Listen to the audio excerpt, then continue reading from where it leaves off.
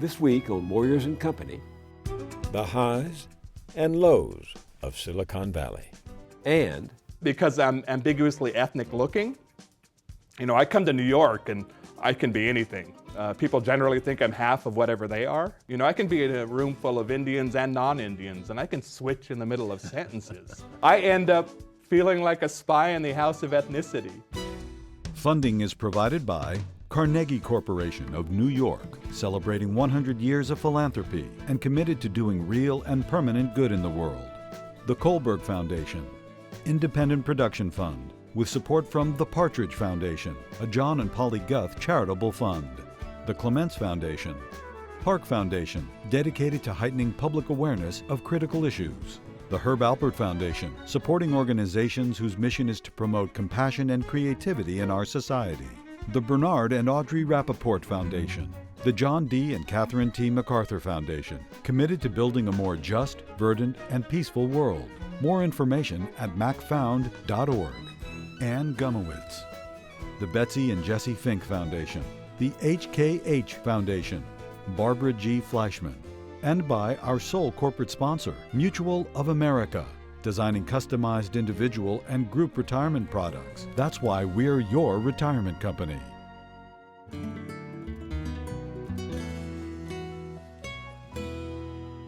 welcome. Inequality matters. You'll hear people say it doesn't, but they're usually so high up the ladder they can't even see those at the bottom. But the distance between the first and the least in America is vast and growing. In California's Silicon Valley, Apple, Facebook, and Google, among others, have reinvented the gold rush. But down the road in San Jose, it's not so pretty a picture. Do the math. In an area where 1/4 of the population earn an average of about $19,000 a year, rent alone can average more than $20,000 a year. And that difference adds up to homelessness. We talked to Associated Press reporter Martha Mendoza, who brought this story to our attention.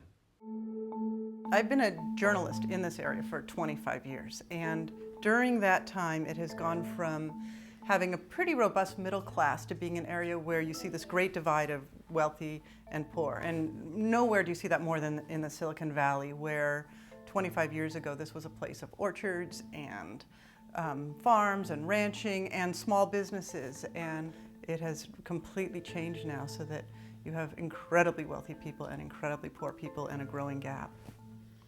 Homelessness has increased dramatically in the shadow of Google, in the shadow of Oracle, in the shadow of Apple Computer. You have people who are hungry. People had this belief that somehow that Silicon Valley was paved with gold. And I would even say my parents, coming from New Mexico all those years ago when I was very small, I mean, they came here looking for opportunity. They wanted to be in a place that it didn't matter what their ethnicity or culture was, it didn't matter what their class was, that they really could put their stake in the ground, buy a home, and grow a family. I think that's a dream that a lot of people come to Silicon Valley with, and one of the problems is it's not like that for everybody. We have really been a tale of two cities for really a long time. Our economic expansion is pretty staggering. People have referred to it as the longest, most sustained, largest legal wealth creation in the history of the planet. We have very high income, highest in the nation. We also have very low. We've got both. And what's actually happening right now is a hollowing out in the middle. Now, this is a national phenomenon, but it seems to be particularly acute in Silicon Valley. We're still generating on the high end, engineers and scientists and coders, but the support positions, manufacturing, you're not going to see that in Silicon Valley anymore. They would manufacture silicon chips there in the early days. And I was just the other day looking for anybody making wafers anymore, and there's not. So I used to work with National Semiconductor. I worked in masking. I made that silicon chip. I'm the one who put the programs on that chip. I'm the one who inspected them. I've cleaned houses. I've taken care of disabled people. I'm 54 years old. I've got nothing. So what happened was in the Silicon Valley 15 years ago during the first boom, for every 5 jobs they were adding, they were building 2 units of housing. So that jacked up the housing prices to what fights for the most expensive housing in the country. Sometimes it's first place, sometimes it's second place. People who had blue-collar jobs were getting paid 10, 15, 20 bucks an hour.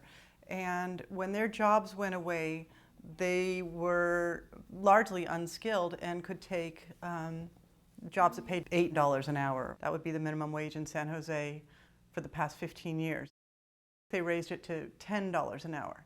Now on that type of wages, you can't rent an apartment, you can't buy food, and you can't handle the transportation expenses, which can be very high. And so you end up, in some cases you find people living 3 or 4 families to an apartment, or people move into homeless shelters, or people leave the area. This is my tent. This is where I live. I got my transportation, my bike. I have electricity that I run by car battery. I worked at a restaurant at Google. They have, I don't know, I guess like 16 or 18 full-blown restaurants you can go eat at when you work there for free. I never heard of that in my life. They started doing background checks and did a background check on me. I'm a convicted felon, so they couldn't keep me there anymore. Right now, I do yard work for people, stuff like that. I find bikes and I fix them up and resell them. In many communities, you see the homeless people. You see them living in the streets. You see them begging downtown or busking. In the Silicon Valley, this is a lot of freeway living, and the homeless people, they live along the creeks or in parks, but where people aren't going to see them, so it's more of a hidden problem. We had a family visit us that mother, father, and 3 children. And they are homeless. And they're homeless because the father is a gardener. He works 3 days a week. He makes $75 every day he works. The mother lost her job in manufacturing. It took 1 paycheck to move them from their apartment onto the street. And that's true for a lot of families in our community. At some point, and I do worry about this, like I think, is it all of a sudden that the country splits in half? Are we creating literally 2 Americas? Silicon Valley has the brain power and has the risky personality to do some really innovative things when it comes to poverty. And I even think there's a will to do this, but I think that there is a lack of awareness and hopefully a growing awareness, because I do think that there's been brilliance out of that region that has changed the world. So wouldn't it be something if that area could also be the one that sparks the brilliance that starts to solve this really major problem?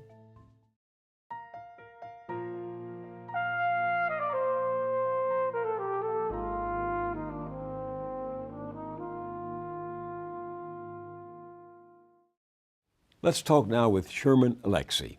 He comes from a long line of people who have lived the consequences of inequality. Native Americans, the first Americans.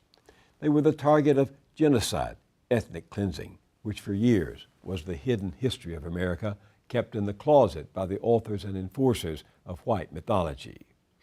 How do you grapple with such a long denied history? Well, if you're Sherman Alexie, you face it down with candor and even irreverence, writing poems, novels, and short stories, and even movies. Alexie has published 22 books of poetry and fiction, including The Lone Ranger and Tonto, Fist Fight in Heaven, War Dances, and The Absolutely True Diary of a Part-Time Indian, a book for young adults and winner of the National Book Award. His latest work is a collection of short stories, old and new, with the title Blasphemy. I'll ask him why. He now lives in Seattle, like many of his characters who left the reservation for the city, living in between and traveling across boundaries both real and imagined. Sherman Alexie, welcome. Oh, thank you. It's good to be here. Life for you is a lot of in-between, isn't it? Well, as a native, as a colonized people, you do live in the in-between. The thing is, I'm native, but necessarily because I'm a member of the country, I'm also a white American. But you must feel at home in that in-between now, because so many people are, as you say, living there. I was taught that it was not easy, that there was something destructive about it. I was taught by my elders, my parents, that it was a bad, dangerous place to be. But I've come to realize it's pretty magical. You know, I can be in a room full of Indians and non-Indians, and I can switch in the middle of sentences. So And also because I'm ambiguously ethnic looking. You know, I come to New York and I can be anything. People generally think I'm half of whatever they are. So I end up feeling like a spy in the house of ethnicity, you know, because people will talk around me as they would talk around the people in their cultural group. So I get to hear all the secrets and jokes and you know, I'm a part of every community because of the way I look. Is that a big change from your parents' generation and your generation? Oh, I mean, I grew up in a monoculture. We did a family tree in 6th grade on the res, and everybody was related. On the reservation? Yes, including the teacher. My mom and dad met when he moved to the res when he was 5, and she was 14, and she helped him get a drink at a water fountain. My mom was born in the house where her mom was born. So we were as isolated in the sense of Native Americans as anybody else. So, you know, I realized later on that when I left the res to go to the white high school on the border of the res, I was a first-generation immigrant. You know, I'm an indigenous immigrant. What is it like to be an alien in the land of your birth? I mean, it's a destructive feeling because, you know, a lot of Native culture has been destroyed. So you already feel lost inside your culture. And then you add off feeling lost and insignificant inside the larger culture. So you end up feeling lost squared. And to never be recognized, to never have any power. You know, other minority communities actually have a lot of economic, cultural power. But we don't, you know, not at all. I mean, you can still have the Washington Redskins, you know, you can still have the Atlanta Braves and the Cleveland Indians, which is by far the worst. And if you look at Chief Wahoo on their hats and put Sambo next to him, it's the same thing. And you know, you could never have Sambo anymore. Most, you know, at least half the country thinks the mascot issue is insignificant. But I think it's indicative of the ways in which Indians have no cultural power. We're still placed in the past. So we're either in the past or we're only viewed through casinos. Do you feel shoved back into that tight space, that closet, even by the questions I ask about Indians, natives, reservation, all of that? Sometimes, but you know, it's who I am, so I have no issue talking about it. You know, I know a lot more about being white than you know about being Indian.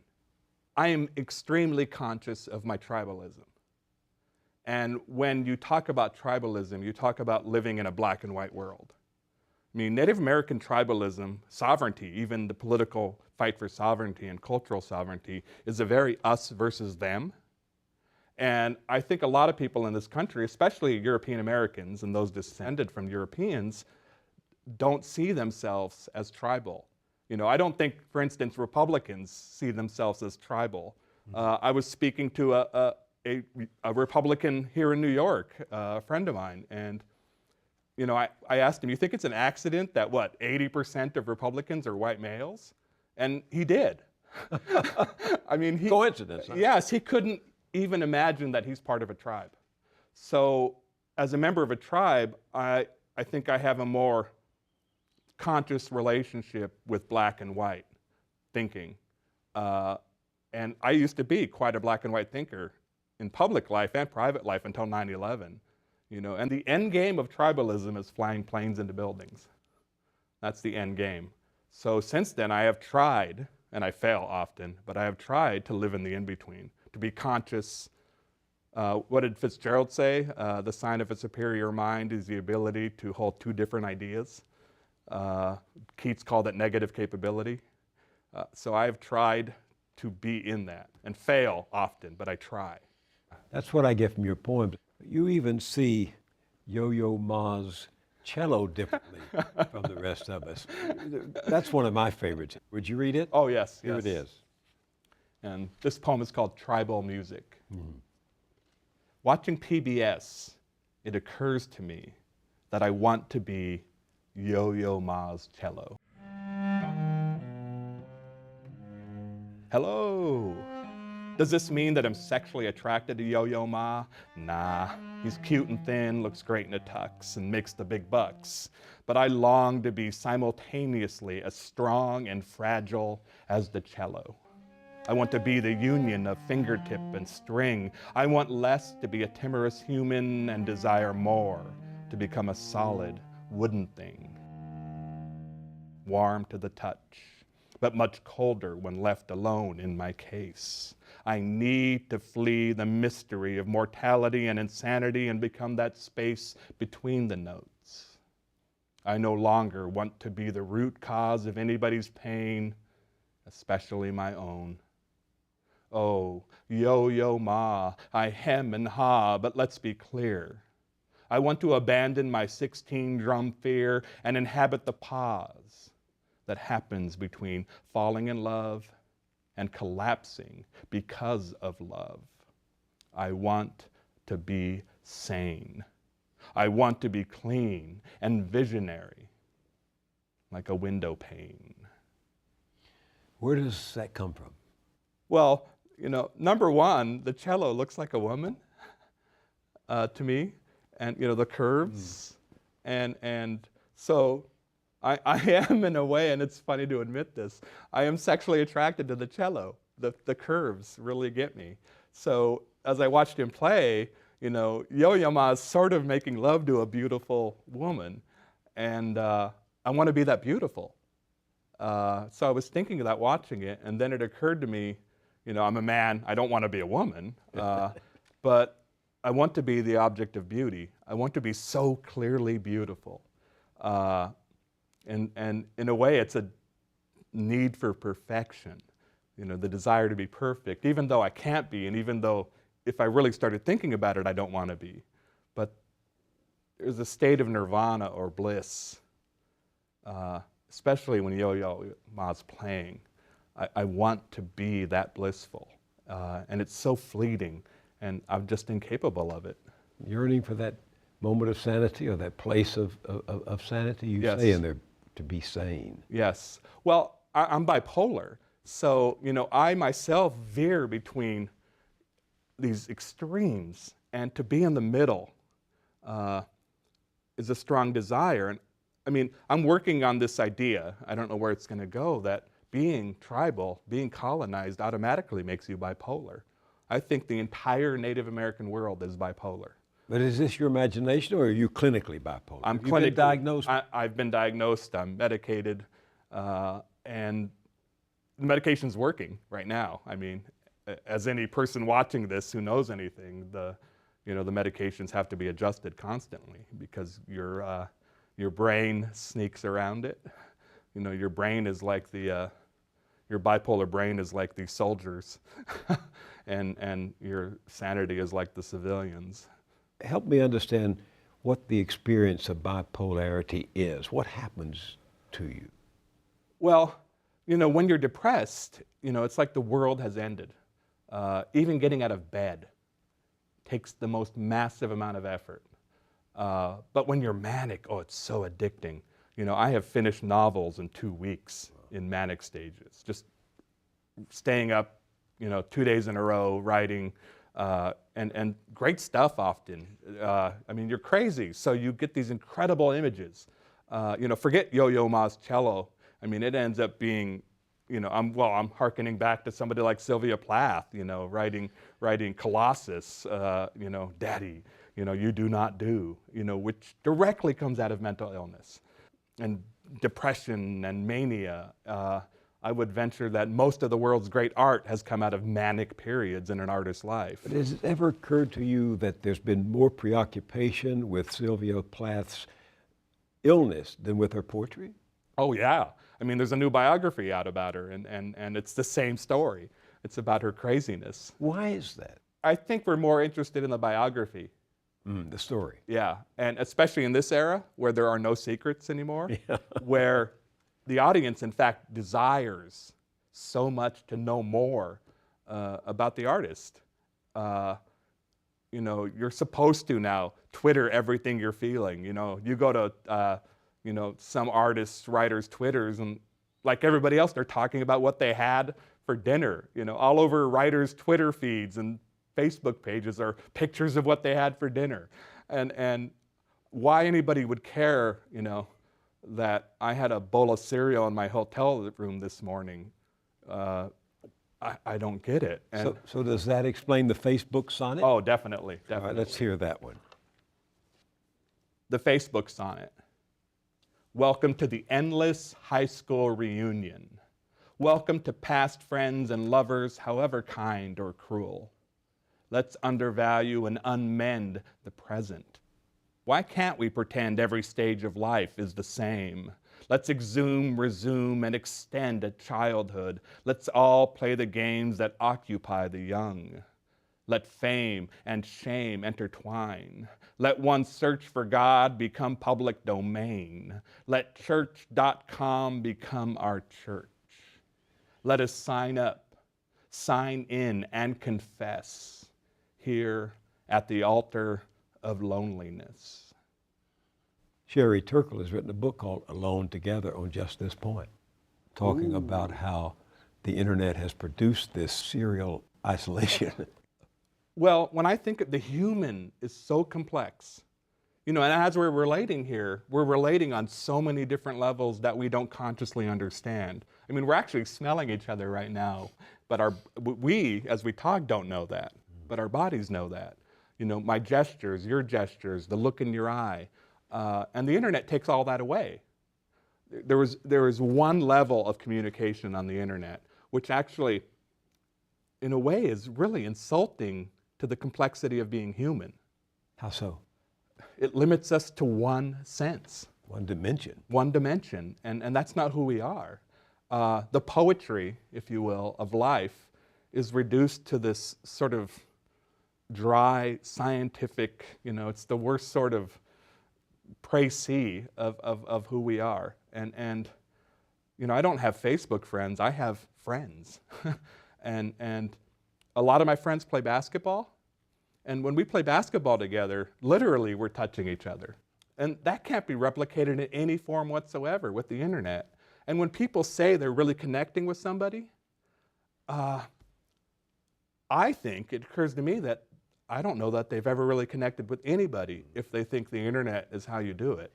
It's postcard relationships. In order to know somebody through their words, it has to be a letter. It has to be a long email. It has to be a 5-page handwritten letter.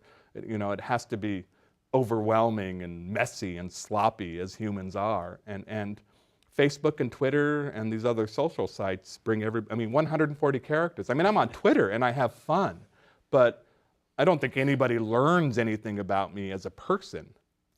One of the things I've always tried to do as a public person is limit the gap between who I am on a daily basis and who I am on a stage. I've tried to be as honest as possible. Yes, I've tried to be as honest as possible. How are you different? Well, I think I'm a more gentle person in private, maybe slightly more gentle. I'm a lot more confrontational in public. I'm a very angry person. At what? Oppression.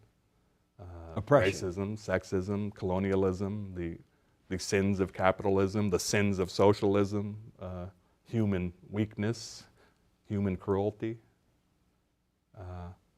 When we behave more like a lion pride than people with prehensile thumbs. Our conversation will continue in a moment. But first, this is pledge time on public television, and we're taking a short break so you can show your support for the programming you see right here on this station.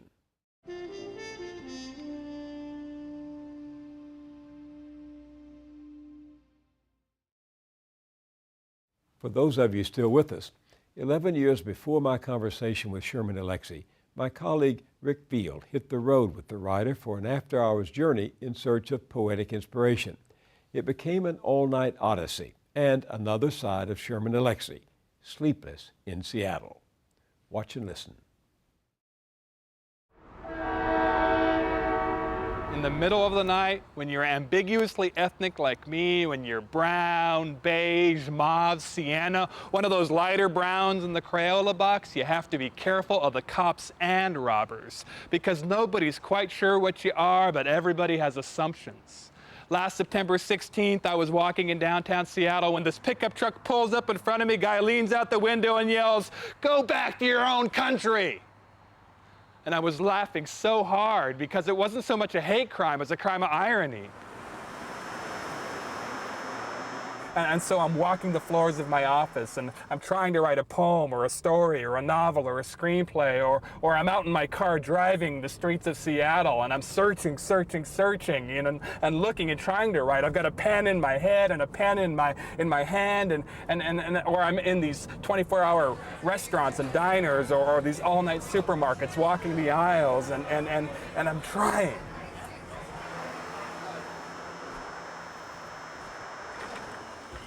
Welcome to Madison Market, the beautiful, wondrous, abundant, glorious, politically progressive, expensive, and elitist place. But not a whole lot of brown people wander the aisles here. But I, a brown boy, do wander the aisles. I mean, let's not tell lies. If you want the good life, you live where white people live, you go to school where white people go to school, and you shop where white people shop. You got soy milk, you got lactose-free ice cream, you got Rice Dream, you got beauty products never tested on any animals, so I guess the animals are still homely. You got juices from fruits and vegetables I've never heard of. You got your beeswax products scattered here and there. 70% of bees voted for Nader in the last election, but I think the wasps, they went for Buchanan. No wheat was harmed in the making of this bread. And Paul Newman is everywhere. But it's good, too, being awake, meeting the other insomniacs, the other artists, the other nighttime people, and sometimes it's just poor and middle-class folks who are working the graveyard shift so they can make a little more money, maybe 1.5 or 2 times the minimum wage. Hey, man, what's up? One. Excuse me, Erica. Come on. Thanks. Do you want some coffee? Yeah, forever and ever. I'm addicted to coffee, and being a coffee addict and living in Seattle, ooh, fancy pour. It's like being an alcoholic and having a studio apartment in the middle of a brewery. And here in Seattle, you go into a coffee shop and you get people who are ordering their double caffeinated cappuccino, organic soy, wheat, free-range coffee bean grown in 1 acre, you know, freedom-fighting plots in Colombia. But I like my coffee straight and black. I like it simple. This time of the morning, it's me and all the cats of Seattle wandering around. And I'm a dog person. On Friday nights, when I can't sleep, there's a place I can go unlike any others in Seattle. Twice Sold Tales is open 24 hours on Fridays, and in that I find such great comfort and joy. I mean, there's something amazing about a place where I can find Chester Himes at 4 in the morning or Graham Greene at 4:30, that instead of some carbohydrate grand slam feast that kills your heart, I can find something that feeds your heart. Toni Morrison, imagine that. Toni Morrison at sunrise. Can you imagine anything better than that?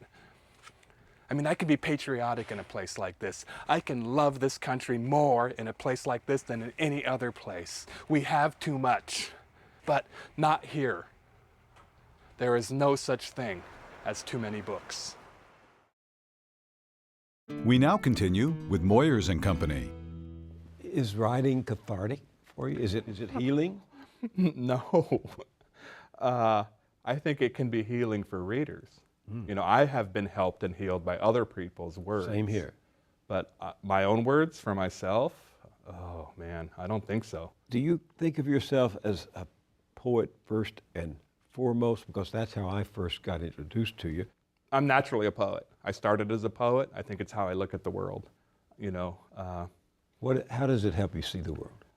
You know, I look at Yo-Yo Ma's cello and want to be the cello. I think a novelist would want to write about where the cello came from, who built it. I don't care. In this poem, tribal music, whose tribal music are you writing about? Mine, a tribe of one. You know, one of the things about being tribal, being a member of a tribe, is the force that makes the tribe, for you to be like the tribe, to share similar values, to be less of an individual and more a very conscious member of a community, to share political beliefs, to share cultural beliefs. And I've always resisted that. one of the misconceptions about Indians, because liberals love Indians, white liberals worship Indians, but actually Indians are a conservative lot. We by and large, we vote Democrat, but we live very Republican lives. In Indian communities, there's no separation of church and state.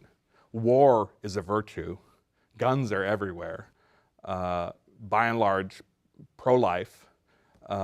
So once again, it's a very bipolar existence. Knowing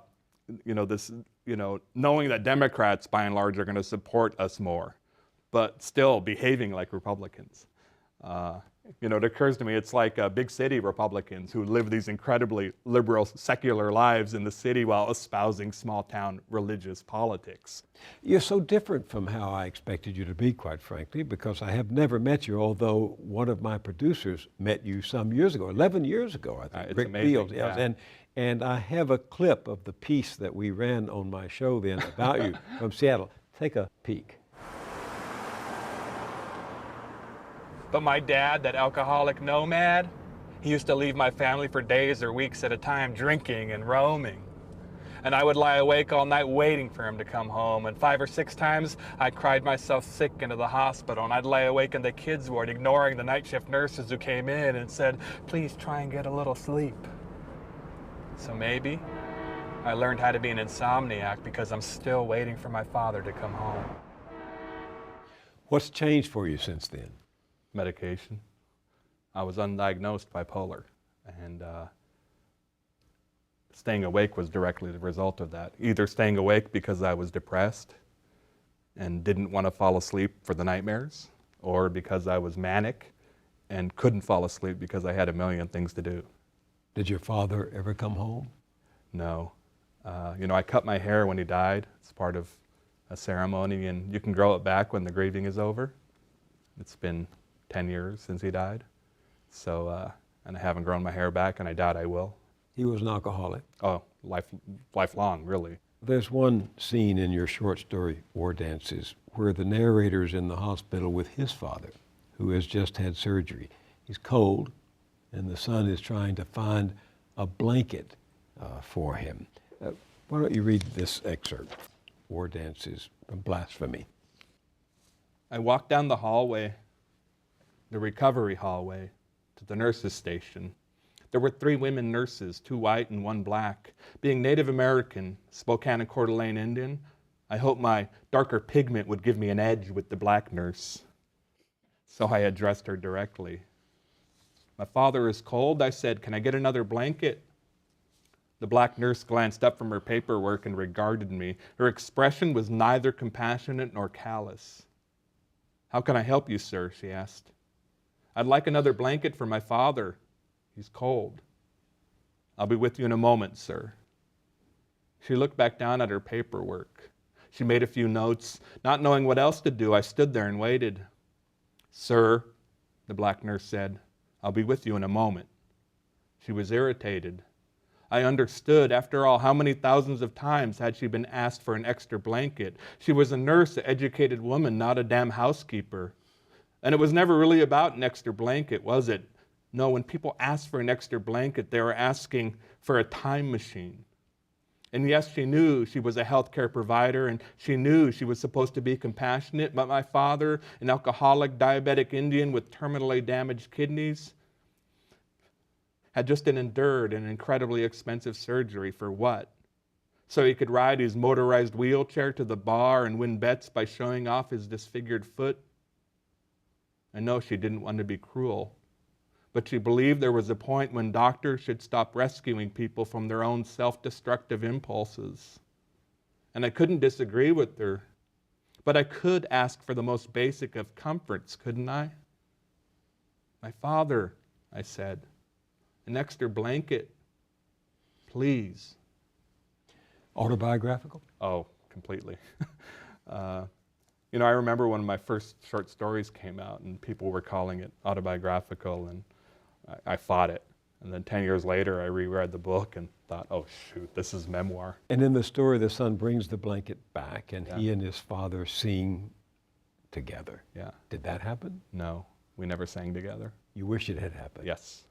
I mean, even if we'd sang Elvis together, that would have been great.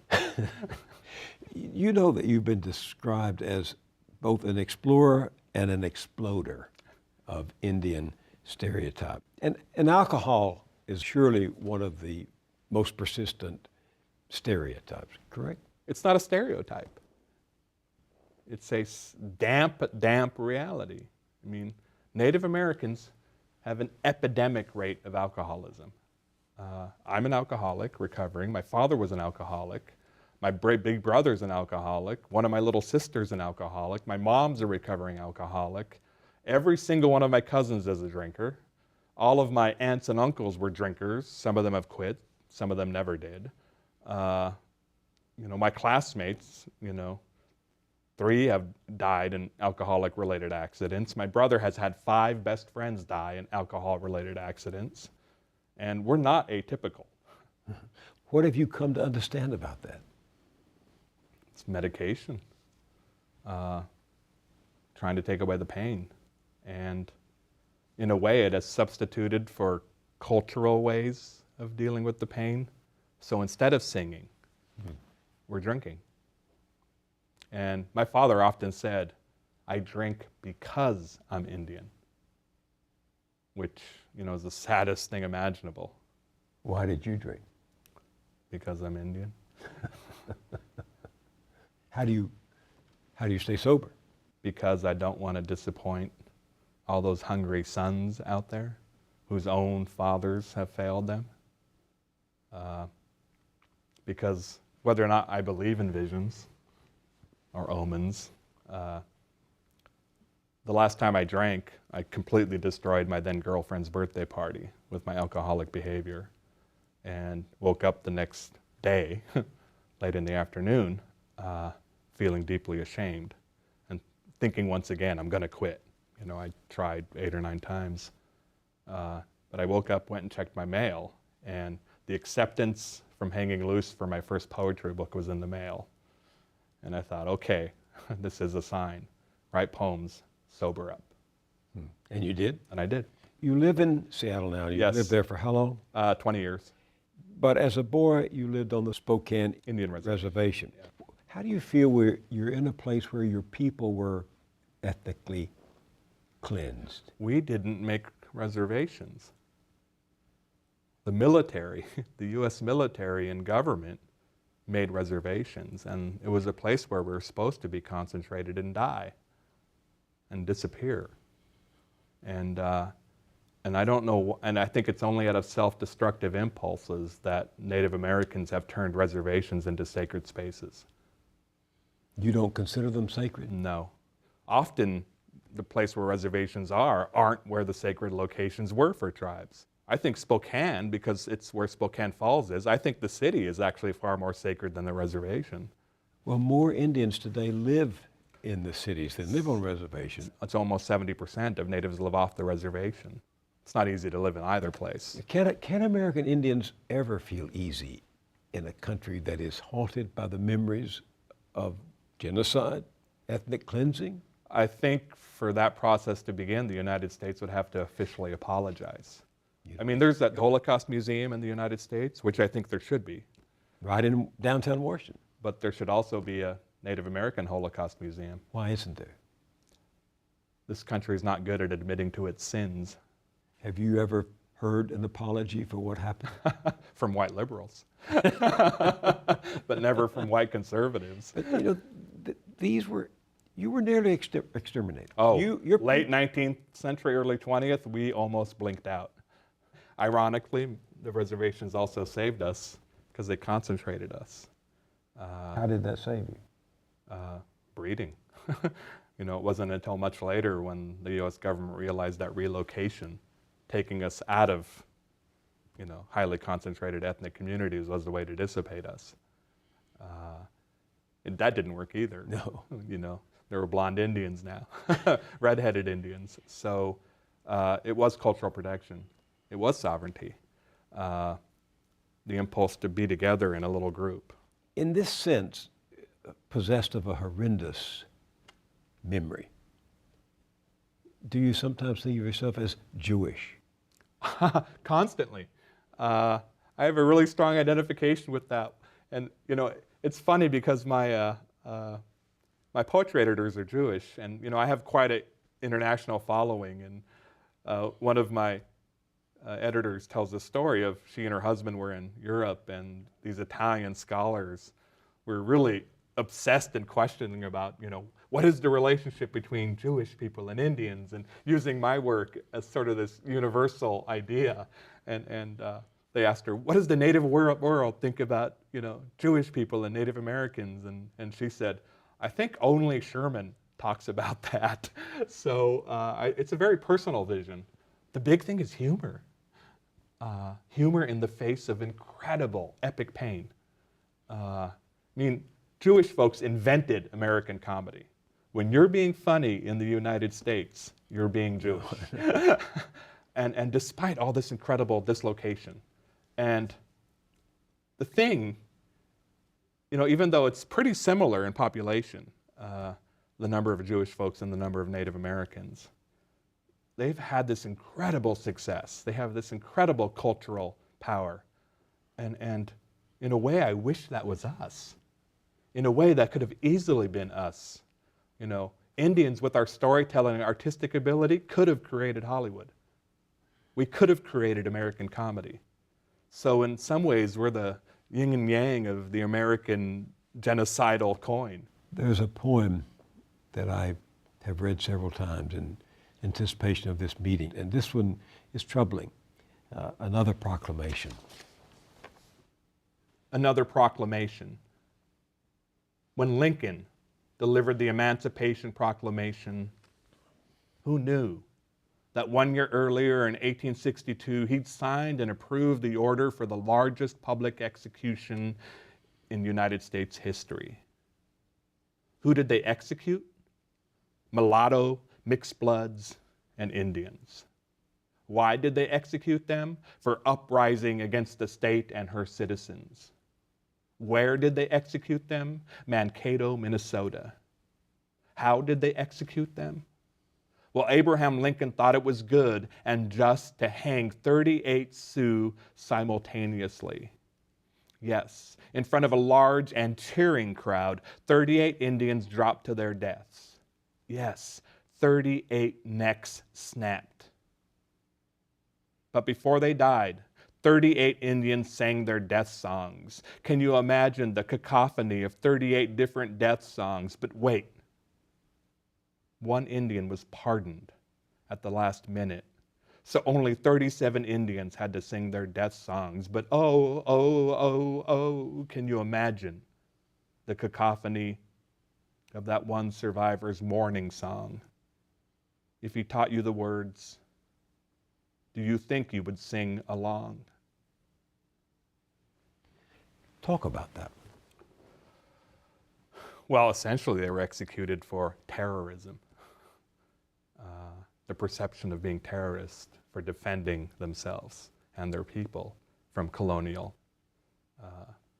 incursions. Yes, the whites had been pushing into Minnesota, pushing them further west, and promised them, as I understand it, food in exchange for land, and then the food didn't come, right, and the Indians reacted violently. And then all over the country, massacres happening of people. They would push these tribes and these people onto reservations, and then send the soldiers in to wage war on them. I just learned. I don't know why I didn't know this. Some sort of denial, I guess. But they gave medals of honor to U.S. soldiers who participated at Wounded Knee, absolute massacres of unarmed women, children, and elderly people. They gave medals of honor. And this idea of Lincoln as this great savior, which is true. But in deifying him, it completely whitewashes the fact that he was also a complete part of the colonization of Indians, a complete part of the wholesale slaughter of Indians. He lived in the in-between like everyone. What I know of this incident is that 303 Indians were sentenced to death. President Lincoln commuted the sentences of 265 of them on the basis, he himself said, of not enough evidence, but allowed 38 of them to be hanged. So the hypocrisy abounds.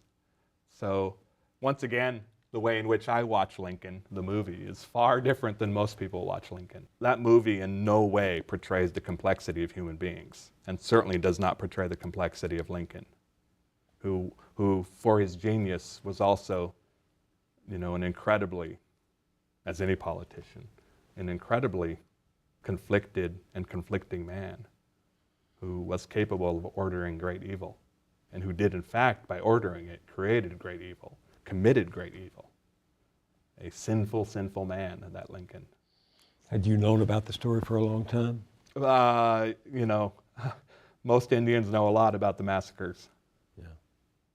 They're touchstones. They're myth for us. What saved you spiritually? What saved you inwardly? Storytelling. How so? The age-old stories. Sort of a actual sacred nostalgia. And keeping all the ghosts alive, keeping all the memories alive. If you tell a story well enough, everybody in it is right there. So nobody ever dies. Why did you call this book blasphemy? Because I've been so often accused of it by Indians and non-Indians. How so? Because I question everything.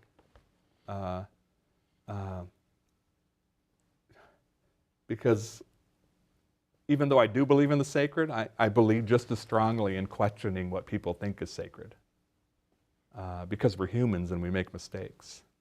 So, I do my best to point out our weaknesses, and people don't like that. And the weaknesses of our institutions, and the weaknesses of our politicians, and the weaknesses of our religions. Once again, 9/11 was the event for me.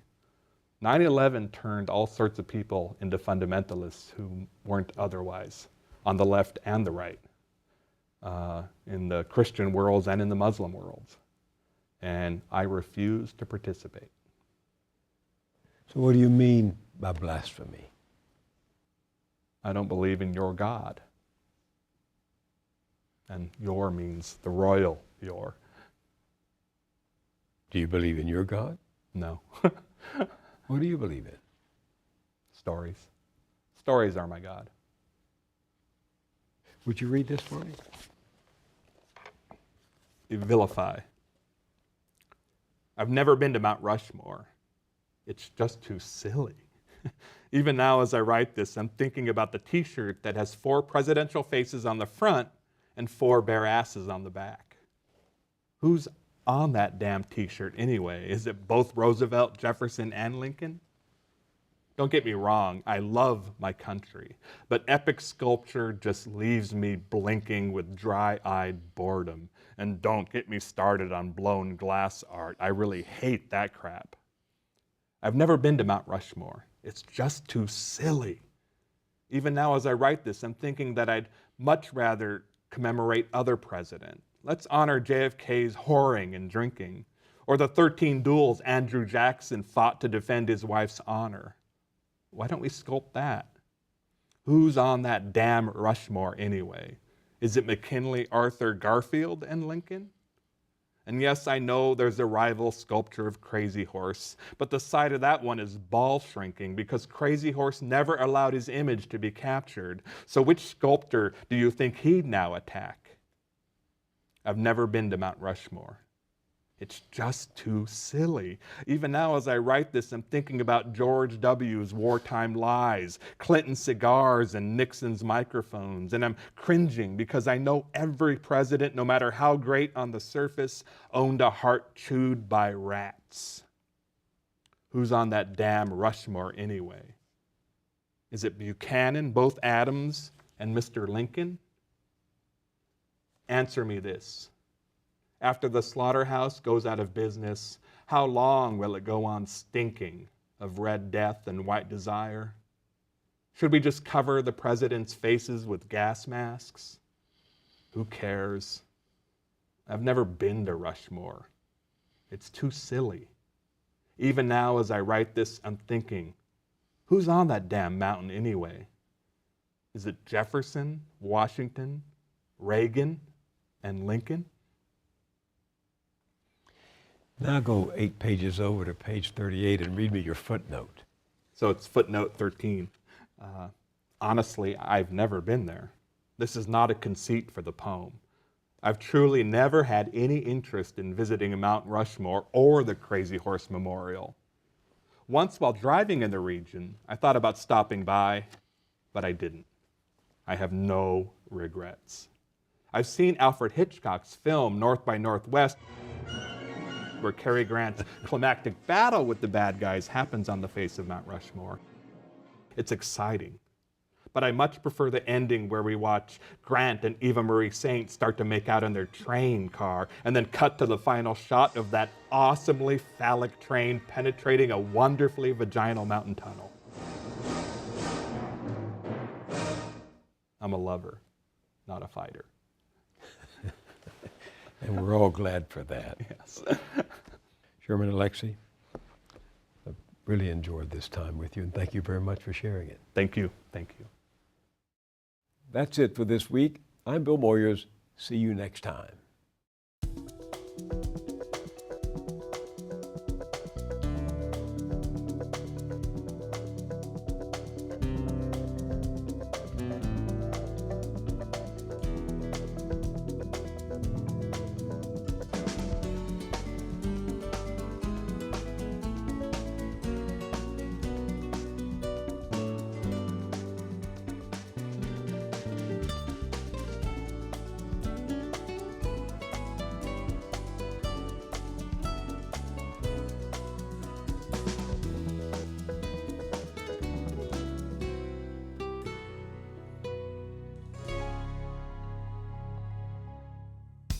Funding is provided by Carnegie Corporation of New York, celebrating 100 years of philanthropy and committed to doing real and permanent good in the world. The Kohlberg Foundation, Independent Production Fund, with support from the Partridge Foundation, a John and Polly Guth charitable fund. The Clements Foundation, Park Foundation, dedicated to heightening public awareness of critical issues. The Herb Alpert Foundation, supporting organizations whose mission is to promote compassion and creativity in our society. The Bernard and Audrey Rappaport Foundation. The John D. and Catherine T. MacArthur Foundation, committed to building a more just, verdant, and peaceful world. More information at macfound.org. Ann Gumowitz. The Betsy and Jesse Fink Foundation. The HKH Foundation. Barbara G. Fleischman. And by our sole corporate sponsor, Mutual of America, designing customized individual and group retirement products. That's why we're your retirement company.